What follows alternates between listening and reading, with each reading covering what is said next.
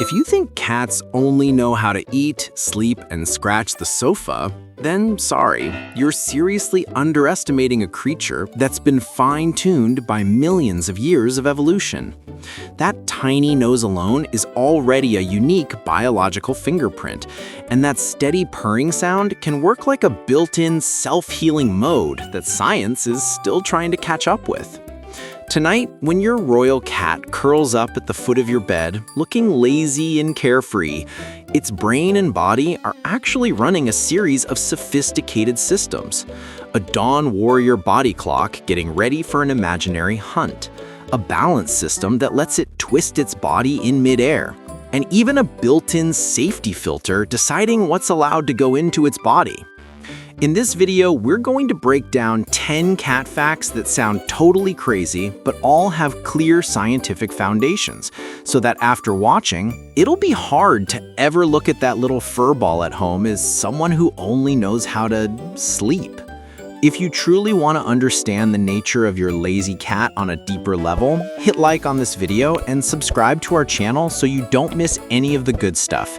Then let's move on together through the next sections, because the further we go, the more you'll see that every odd behavior your cat has actually has a reason behind it.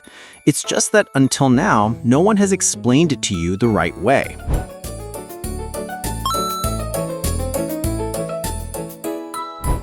Up until now, most of us have still been looking at cats through a very human lens.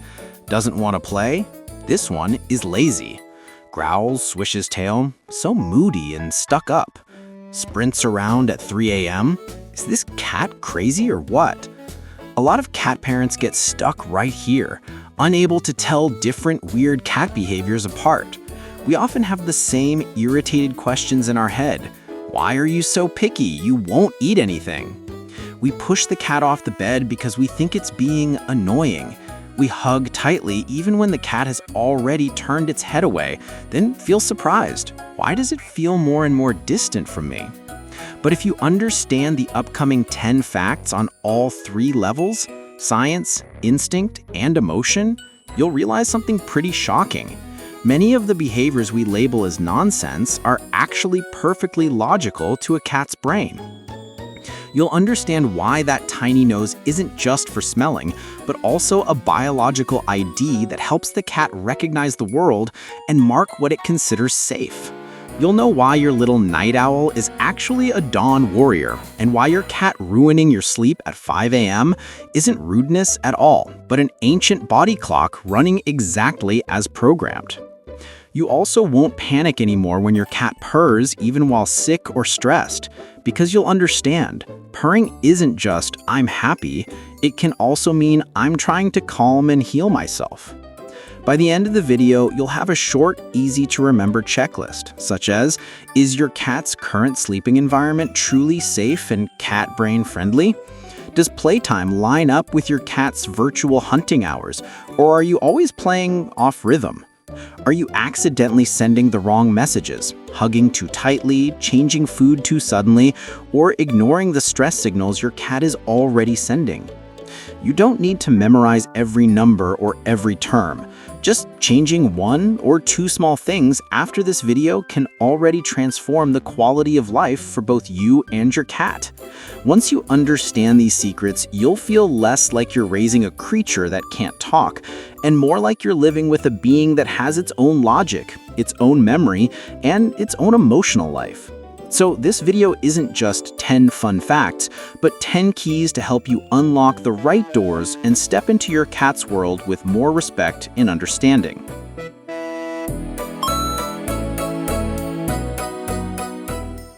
Number 1. A cat's nose is a biological fingerprint. Every nose is a unique code. Next time you bring your camera close to Luna's face, pause for a few seconds on that tiny nose. That pink or brown little nose isn't flat and smooth like we often think. If you look closely, you'll see tiny grooves, dots, and ridges, like the surface of a miniature planet. It's not just a cute button in the middle of the face, it's almost like a biological ID card for every single cat. Scientifically, the pattern on each cat's nose is completely unique, similar to human fingerprints. No 2 noses are exactly alike. Inside that nose is a highly sophisticated scent system with many more scent receptor cells than humans have. On top of that, cats have an extra organ called the Jacobson's vomeronasal organ in the roof of the mouth, which allows them to read hormones and pheromones, layers of scent information that we can't detect at all. For a cat, a sniff isn't just checking if something smells nice. It's how they verify identity and emotional state. When a cat bumps its nose or rubs its face on your hand, on the table edge, or on a chair leg, it's quietly signing its scent onto that space. This is my territory. This is someone I consider safe. Before allowing you to hug or pick it up, many cats will scan you first with their nose, as a little security check. Because their sense of smell is so sensitive, odors we find just a bit strong can be torture to a cat. Shoving a cat's face straight into strong smells, perfume, alcohol, cleaning products, is like pushing them into a thick cloud of smoke. Instead, let everything happen at the cat's pace. Before petting, offer your hand for the cat to sniff first, especially with sensitive or anxious cats. When you bring home something new, a bed, box, carrier, don't force the cat to go near it. Just leave it there for a few days so the cat can come over on its own, sniff, rub its nose and face on it, and put its own scent signature on it. Once it is signed, it will feel that object is much safer. However, the nose is also where health issues can show up quite clearly. You should be cautious if you notice thick discharge from the nose, blood, or swollen red nostrils, frequent sneezing, wheezing, or labored breathing, the nose changing color abnormally, forming scabs, ulcers, or the cat constantly scratching the nose area and rubbing its face hard. These signs can be related to allergies, infections, respiratory disease, or dental problems, and that's when it's best to have a veterinarian check things out. Just by looking at a cat's nose, you can already see this clearly. It's not just a cute detail on the face, but a gateway of information that helps the cat record the world, mark what's safe, and build a sense of attachment, including with you. Number 2. Cats aren't really nocturnal. They're actually dawn warriors. Think back to a very familiar morning. Around 5 a.m., just when you've finally fallen back asleep, Milo suddenly turns into a lightning bolt. He darts across the living room, chases invisible enemies, scratches the curtains, jumps onto the bed, then lands straight on your potty. Half asleep, your first reaction is usually, "This cat is insane!" But to a cat's brain, that is actually the perfect time. Biologically, most cats are not truly nighttime animals the way many people think. They are crepuscular, most active at 2 key periods, dawn and dusk. These are the golden hours in nature when mice, small birds, and other prey start coming out to forage. The air is cooler, the light is softer, ideal conditions for a small predator like a cat. Indoors, your cat's daily rhythm is still influenced by your schedule. When you wake up, when you feed, when you turn the lights off, when you leave for work. Even so, the hunting time instinct inherited from their ancestors doesn't just disappear. So while you want to pull the blanket over your head and sleep, your cat's body is receiving this signal. It's time to move, get up, we need to hunt now. From the cat's point of view, waking you up, jumping on the bed, zooming after imaginary toys, or chasing a shadow on the wall isn't being naughty. It's basically inviting you to join an imaginary hunting session. If you completely ignore it, many cats will turn up the volume, meowing louder, scratching the door, jumping on tables, knocking things over, not because they want to annoy you, but because they think, maybe my signal wasn't clear enough. The good news is you can absolutely negotiate with this instinct in a way that works for both of you. In the evening, before bed, give your cat a proper mock hunt play session. Use wand toys, bug or bird toys, and let your cat stalk, chase, jump, pounce like a real hunt. When your cat is tired, offer a small meal right after play, mimicking the natural sequence: hunt, eat, rest. Most cats will then shift more easily into a relaxed, deeper sleep instead of exploding at 5 a.m. During the day, if possible, increase environmental enrichment. Cat trees to climb, shelves with views out the window, toys that can play with alone, and different resting spots around the house. When your cat can burn off energy in small amounts throughout the day, it won't have to dump everything into a single time slot. However, there are situations that shouldn't be brushed off as just fun zoomies. You should be alert if your cat is extremely active all night long and also shows signs like constant loud vocalizing, severe destruction, poor appetite, reduced play during the day, hiding from people, or over-grooming to the point of bald patches. At that point, what you're seeing is no longer just hunting time, but could be a sign of stress, anxiety, poor environment, or an underlying health issue like pain, hyperthyroidism. That's when you should talk to a veterinarian instead of just scolding the cat for being wild at night. Once you understand that your cat is a dawn warrior and not a nighttime troublemaker, you'll feel less angry about being woken up and find it easier to redesign play and sleep schedules in a way that respects your cat's instincts while still protecting your own sleep. Number 3. Cats always land safely on their feet? This scene is very common. Someone films a cat jumping from the top of a cabinet to the floor, landing lightly as if nothing happened, then concludes, "See? It's a cat. No matter how it falls, it lands on its feet.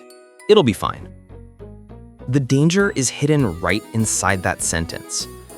Many people believe this myth and feel totally at ease letting their cat walk out onto railings, cling to window ledges, climb onto balcony edges, as if cats had superpowers that could override every law of physics.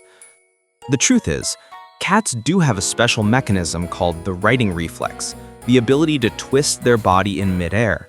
Thanks to extremely sensitive inner ears, eyes that help with orientation, and a flexible spine, a cat's body can rotate from a belly-up falling position back into an upright standing position to try to land on all 4 feet.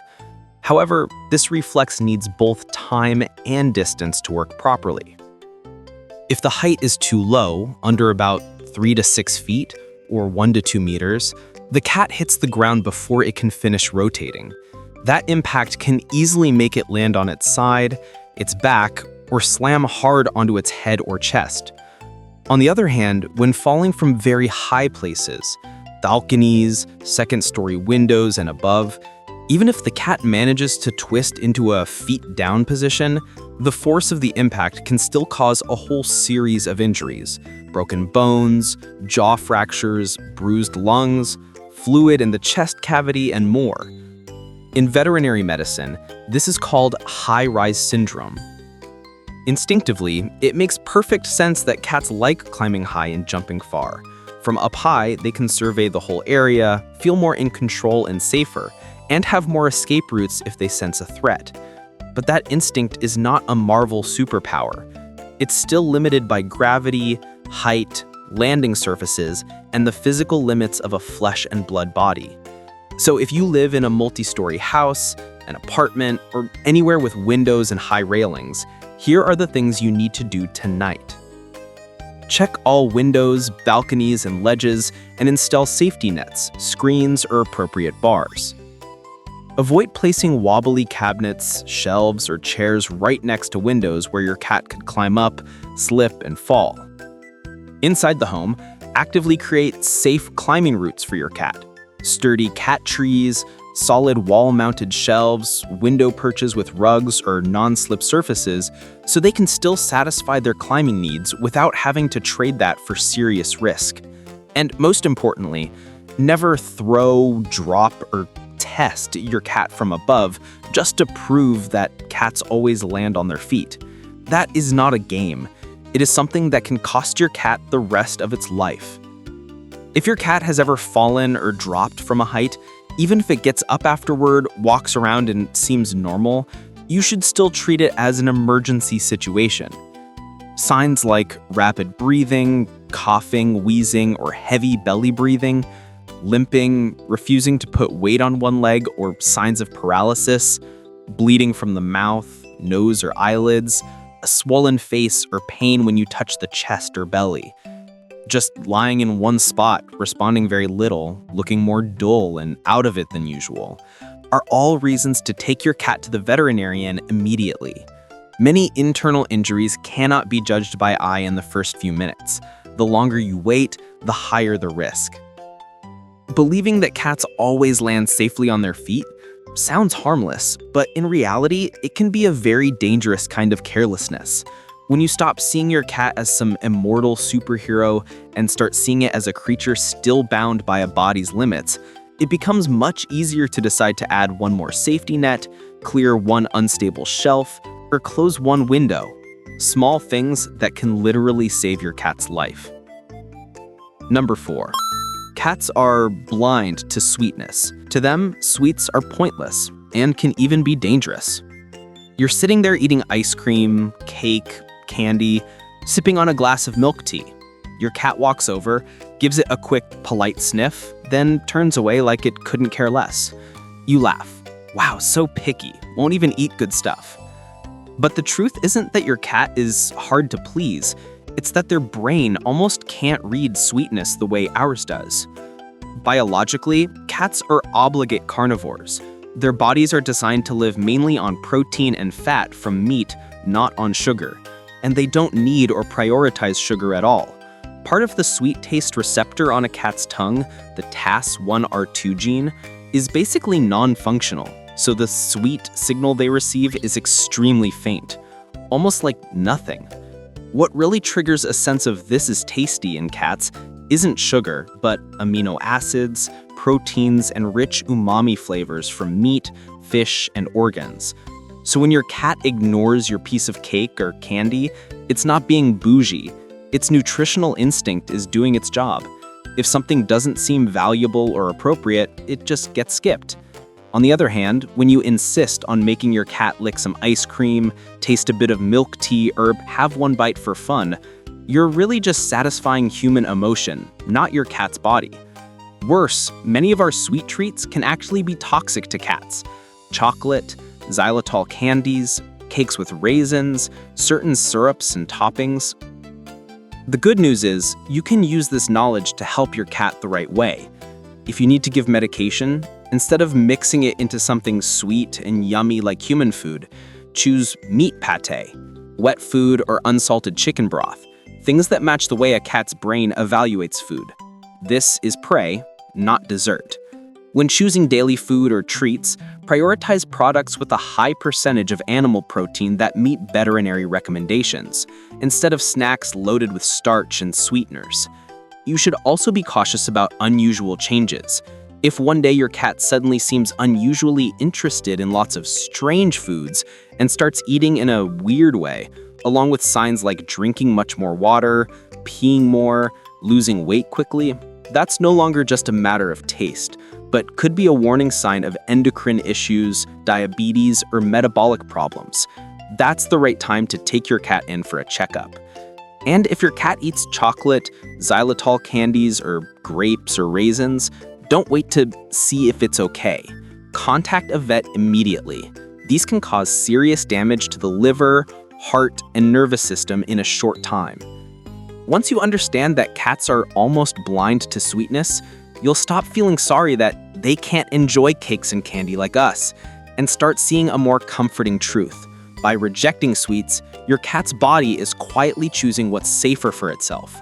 And our job is to respect that choice instead of forcing it to eat based on human feelings. Number 5. A cat's purr isn't just, I'm happy. It's also how they heal themselves. There are nights that feel completely peaceful. Your cat is lying on your chest, eyes half closed, body loose, that steady whir of purring humming like a tiny massage device. In that moment, you almost melt. Wow, they really love me. But then there are the opposite moments. At the vet clinic, when your cat is in pain or scared, you hear that same purr. A lot of people get confused. If they're hurting, why are they still purring? So are they happy or suffering? The answer is this. A cat's purr is not just a simple emotional language, it's also a sophisticated biological mechanism. Many studies show that cats' purrs usually fall in the range of 25 to 150 hertz. The 25 to 50 hertz range overlaps with vibration frequencies used in human medicine to help increase bone density, support healing of fractures, reduce pain, and aid soft tissue recovery. In other words, every time a cat's body creates a purr, It's not only talking to you, it's also turning on a gentle built-in vibration therapy for itself. Even more important, cats don't only purr when everything is perfect. They may purr when they are relaxed, being petted and feeling safe, communicating and trying to bond with you, anxious, afraid, or in pain, especially after an injury or during a recovery. For cats, purring is like a two-way switch.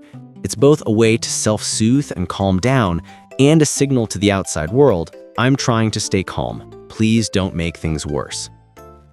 When your cat purrs on top of you, it may feel that you're a safe place and at the same time be sharing a small dose of healing vibration with you, good for its own nervous system and maybe even for your heart rate and breathing as they slow down with it.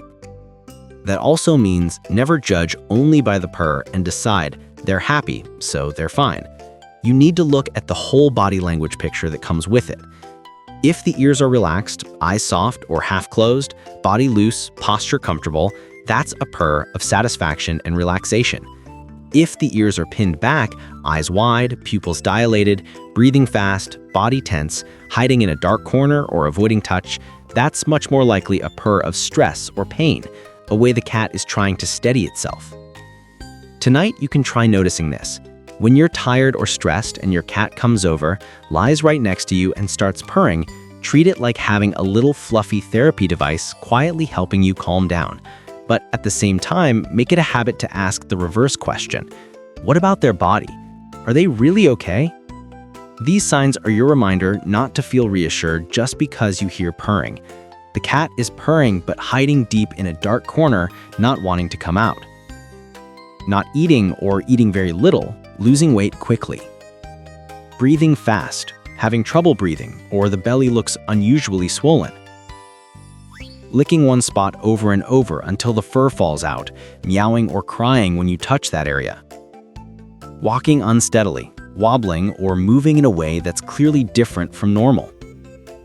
When purrs come with these signs, treat them as an SOS signal, not as a soothing soundtrack, and take your cat to the vet as soon as you can. Once you understand this other side of purring, you'll stop assuming that purr equals proof my cat is healthy and happy, and instead learn to respect it properly, as one of the most subtle ways a cat's body uses both to love and protect itself, and sometimes to take care of you too. Number 6. Why cats love tight boxes, chair edges, and sleeping spots that look dangerous. If you've lived with a cat long enough, this scene is probably way too familiar. You spend money on a cloud-soft cat bed, line it with a nice cushion, pick a color that matches your interior. Your cat glances at it once, then dives straight into the crumpled cardboard box next to it. Or worse, instead of sleeping on the huge comfy bed, they choose the thinnest edge of the chair, draped over it like one wrong move would send them crashing to the floor. You look at them and can only shake your head. What is wrong with this cat? In reality, if you look through the lens of survival, your cat's choices make perfect sense. In nature, cats are both predators and potential prey for larger animals.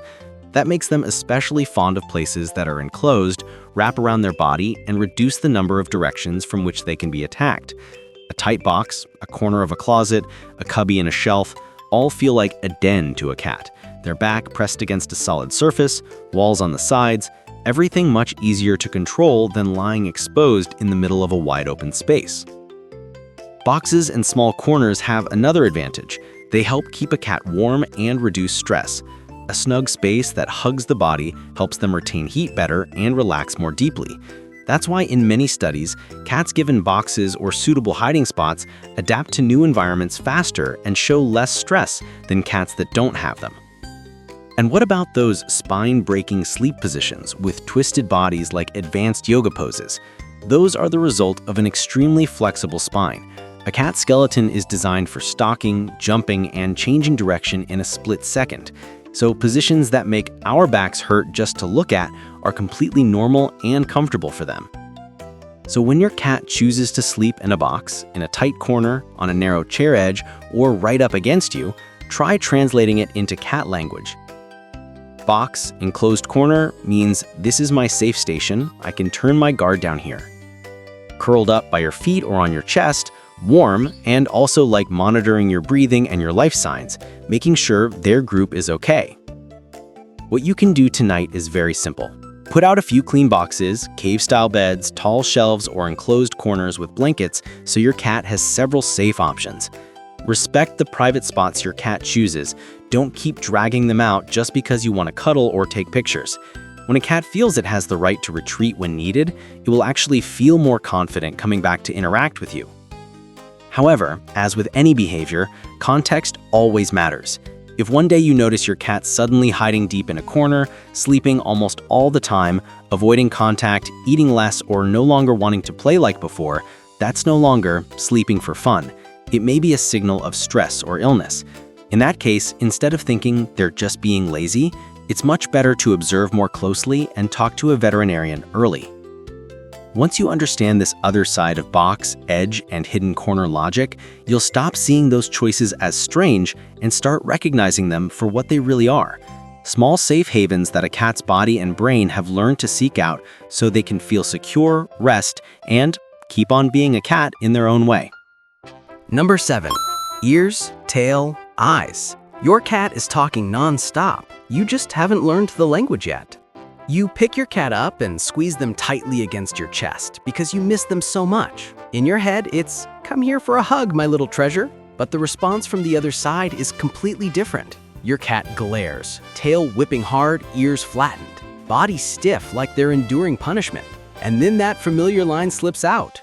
"Why are you getting so stuck up? You won't even let me hug you anymore." In reality, long before they got stuck up, they'd already told you many times. You just didn't notice. By nature, cats have a very rich body language. Ears, tail, eyes, whiskers, posture, the way they lie down, all of that is vocabulary. Meowing is just the tip of the iceberg and is mainly used to communicate with humans. With other cats, they rely mostly on their bodies. Every little ear swivel, tail twitch, squint, or wide-eyed stare carries a specific message. If you pay attention, you'll notice that when a cat is truly comfortable, they look very soft. Ears gently facing forward or slightly tilted, not pinned back. Tail standing but loosely curved or lying relaxed with the tip softly twitching. Eyes blinking slowly, sometimes fully closing for a few seconds like a quiet sigh. That's their way of saying, "I'm okay, I feel safe, I accept your presence." On the other hand, when a cat starts to feel uncomfortable, their body tightens up, tail lashing hard, snapping repeatedly, sometimes slamming down on the floor or furniture. Ears pinned back or turned sideways, as if they're trying to shrink into themselves. Eyes wide open, pupils dilated, body tense, legs ready to spring. That's when your cat is very clearly saying, "Enough, I'm uncomfortable, I need space." Putting this into practice tonight is simple, but can change a lot. Before reaching out to pet, take a quick look at the ears and tail. If they're soft and moving slowly, you can continue. If the tail is flicking sharply, ears are swiveling nonstop or pinned back, it's best to stop. When you want to reassure your cat, try a slow blink. Look at them, slowly close your eyes, hold for a beat, then open them again. Many cats will answer with their own slow blink, which is a kiss with the eyes in the cat world, a beautiful sign of trust that many people miss.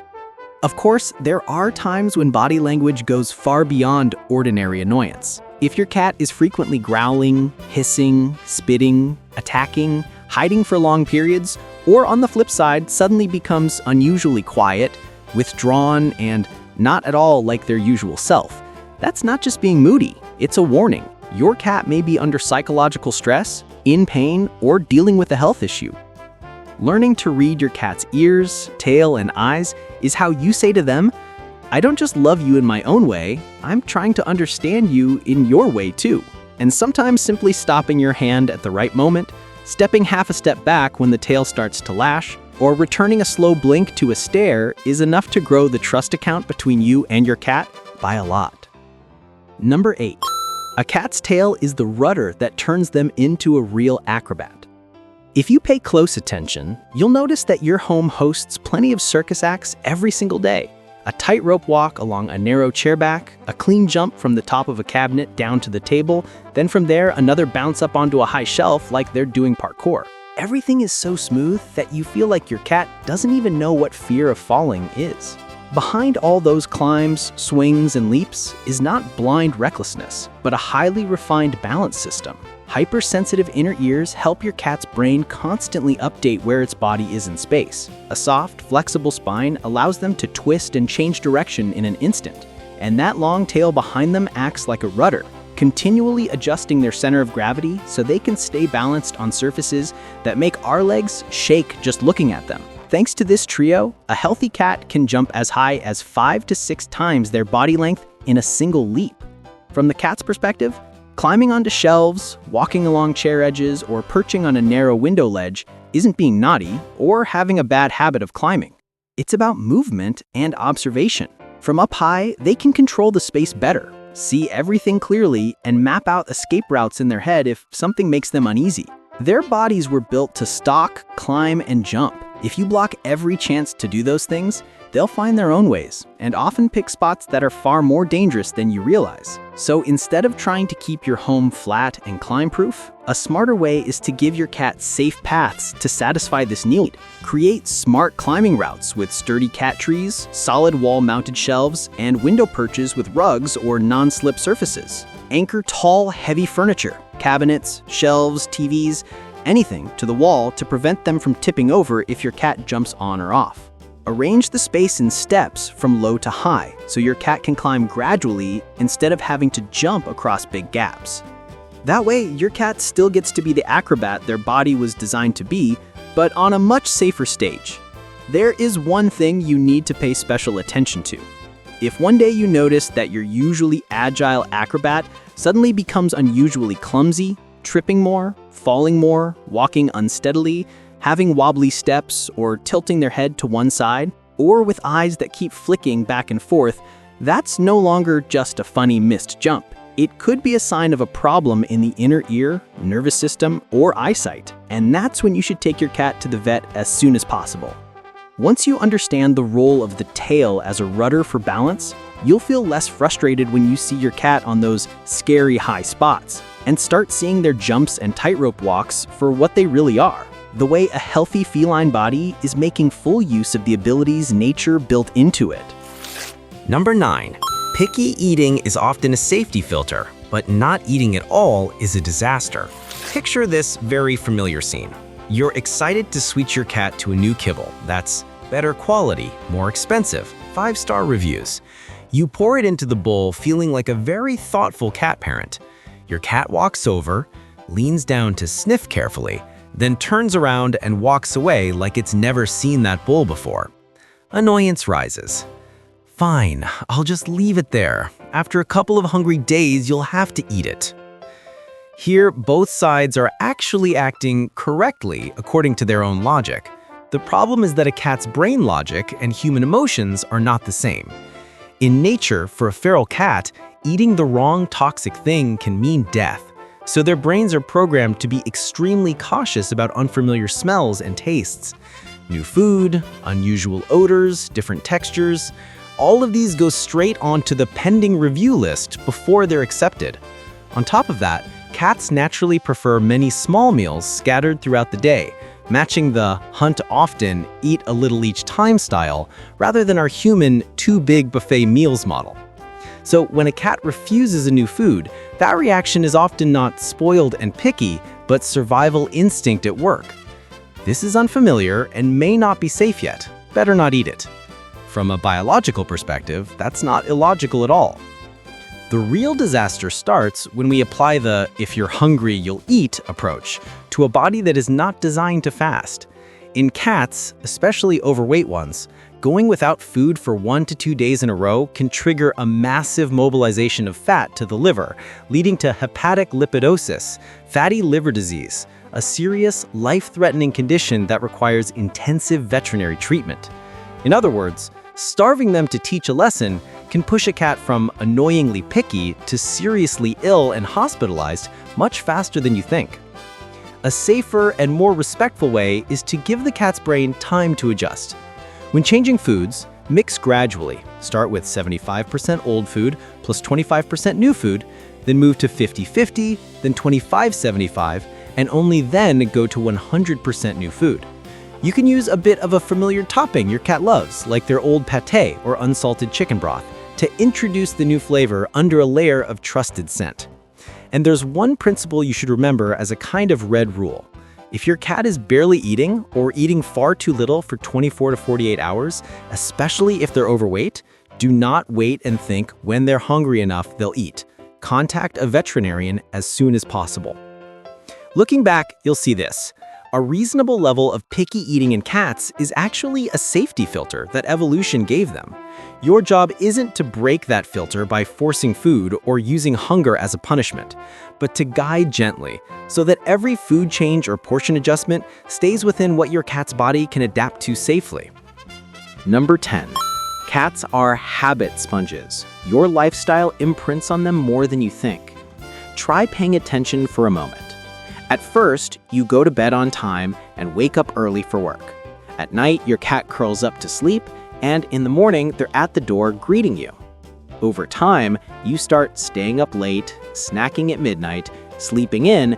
After a while, your cat also starts to roam around the house late at night, demand food at 1 to 2 a.m., sleep straight through the morning, and stop coming to the door to greet you like before. That's not a coincidence. That's your cat's brain chasing after your daily rhythm. Biologically, house cats are still crepuscular by nature, at their most energetic at dawn and dusk. But when they live with humans, they tend to sync part of their wake, sleep, eat cycle with the person they're most attached to. When you eat, when you turn lights on and off, when you call them to play, all of that becomes markers their brain uses to reschedule their own activity. That means your cat isn't just an animal in the house revolving around its food bowl and litter box. It's quietly arranging its life around your presence. Your good and bad habits, irregular meal times, chronic late nights, not moving much, or giving too little interaction can all leave a mark on your cat. Meal times drift, and your cat starts demanding food at those odd hours too. You stay up late a lot, and your cat learns to stay up with you. You don't move much and rarely play with your cat, they gradually become sluggish, bored, or try to dump their extra energy into times you really don't want, like the middle of the night. The good news is as soon as you change a little, your cat's brain will shift with you. Tonight, you can try to keep meal times, play sessions, and lights out at roughly consistent times each day. Avoid feeding or giving random snacks at midnight and then complaining that now they always go wild at night and demand food at that hour. See your cat as a small mirror reflecting your own rhythm. If you want them to be more stable, healthier, and less out of whack, you yourself need a clearer, kinder schedule for your own body first. When you put this fact together with the previous 9, you'll see a pretty clear picture. Your cat isn't a weird, illogical creature, but a very consistent biological machine doing exactly what its instincts and environment have taught it to do. Once you understand that, you'll misunderstand them less, get angry less, and protect both your cat and yourself much better.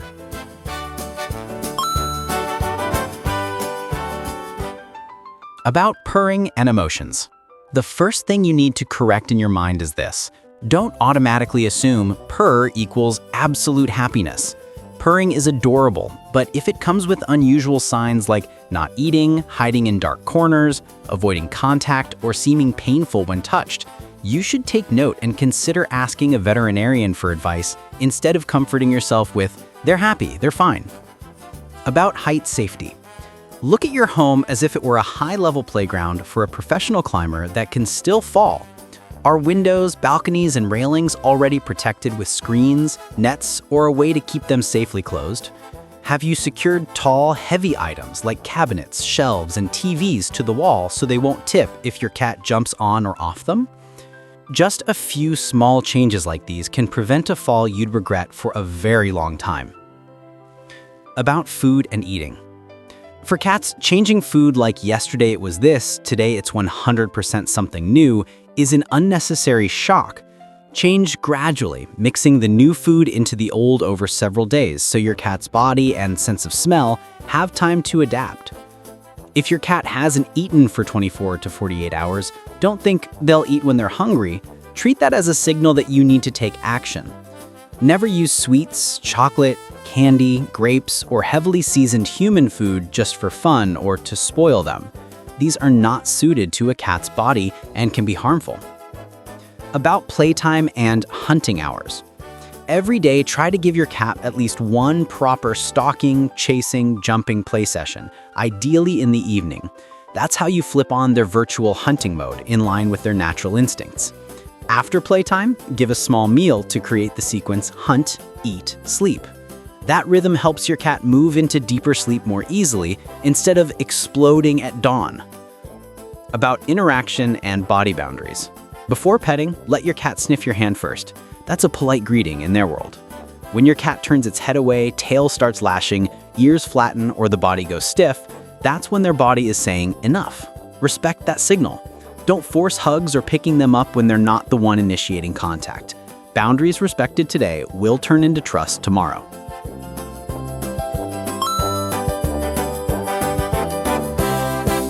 There are some situations where you shouldn't sit and Google a bit more, but instead contact a veterinarian as soon as possible. Your cat stops eating or eats very little for 24 to 48 hours, especially if they're overweight. This can lead to serious liver problems. Your cat falls or drops from a height, such as a window, balcony, or the top of a cabinet. Even if they get up afterward and seem to walk normally, internal injuries don't always show right away. Your cat is purring, but also showing signs like rapid breathing, a swollen belly, obsessively licking one spot until the fur falls out, lying in one place and not wanting to move. That is very likely a purr from pain, not a relaxing purr. Sudden behavior changes. Your cat suddenly becomes very irritable, keeps hiding, won't play, doesn't come to greet you like before, and withdraws in an unusual way. Your cat is walking unsteadily, staggering, tilting their head to one side, with eyes that flick or jerk, missing jumps, or being much clumsier than usual. These can be signs related to the inner ear or nervous system. Finally, there's one thing that's very important to restate clearly. The videos, information, and every checklist you see are only maps. When danger signs appear, the one who must be in control is still the veterinarian, not our vague feeling that it's probably fine.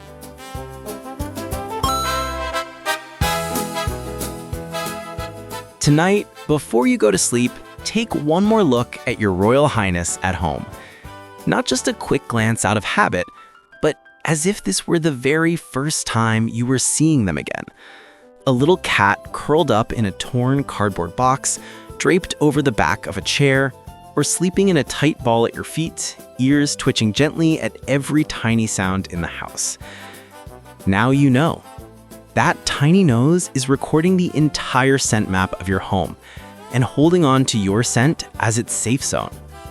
That steady purring isn't just, "I love you," it's also how their body soothes itself and, without meaning to, soothes you too. Those naughty jumps and climbs are really a finely tuned body built to balance and survive. That fussy eating and refusal of strange foods are often a quiet reminder, this isn't right for my body. In the end, your cat isn't just a pet to make the house feel less empty, but a creature that's come through a whole history of evolution and is now trying to read humans with its small brain. Every time we scold them for being lazy, ignore them when they're stressed, in pain, not eating, or hiding in a corner, we're missing a chance to protect a being that depends completely on us. Please like this video, subscribe to the channel, and share it with friends who also live with cats. The more people understand how this cat machine actually works, the fewer cats will be scolded unfairly, the fewer warning signs will be missed, and the more homes there will be where humans and cats truly become teammates, not owner versus boss. Just a gentle reminder, as with all health and behavior videos, our team always works with veterinarians when creating this content. If your own Royal Highness shows any strange signs or worrying symptoms, leave a comment, We'll do our best to read and support you as soon as we can. And in any emergency, please take your cat to a veterinary clinic right away. Thank you for taking the time to understand more deeply a small creature that still takes up such a big corner of your heart.